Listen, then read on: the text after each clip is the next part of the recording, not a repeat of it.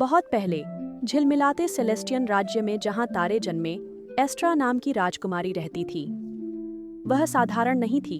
उसके बाल तारों की धूल जैसे और आंखें जुड़वांव चांद सी चमकती थीं।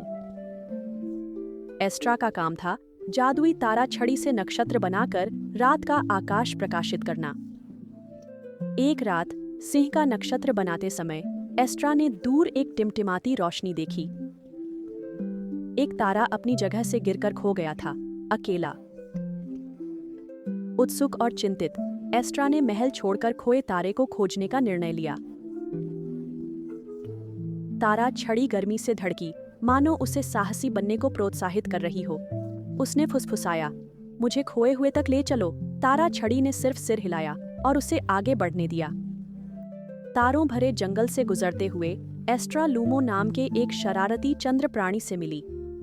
लूमो शरारतों के लिए मशहूर था, पर खोए तारे की बात सुन उसकी आंखें नरम हो गईं।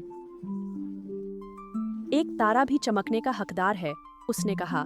छाया नेबुला तक ले जाने की पेशकश की, जहां गिरा तारा छिपा हो सकता था।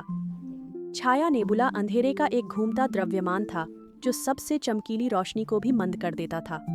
एस्ट्रा उसके किनारे पर हिचकिचाई। अगर मुझे वह नहीं मिला तो? अगर मैं भी खो गई तो? उसने जोर से पूछा। लूमो ने उसके कंधे को थपथपाया। तुम तारों की राजकुमारी हो। अगर कोई अंधेरे में रोशनी ला सकता है तो वो तुम हो। हिम्मत जुटाकर एस्ट्रा ने नेबुला में कदम रखा। तारे की छड़ी धीमी रोशनी दे रही थी, उसका रास्ता दिखाती हुई। अंधेरे में गहराई से उसने एक मंद उदास गुनगुनाहट सुनी।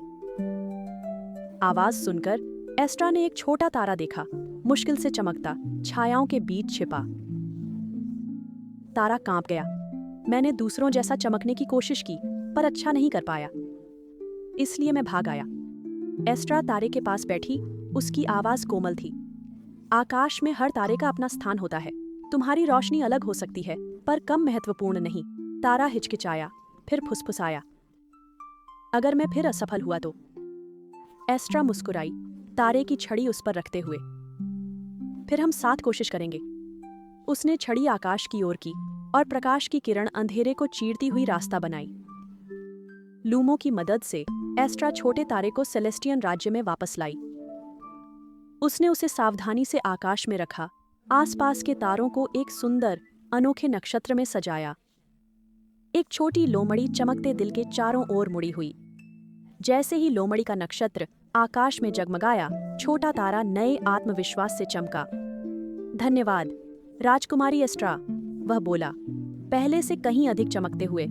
उस दिन से वह नक्षत्र आशा का प्रतीक बना, सबको याद दिलाता कि छोटी रोशनी भी अंधेरे को दूर कर सकती है। एस्ट्रा महल लौटी, उसका दिल गर्व और खुशी से भरा हुआ।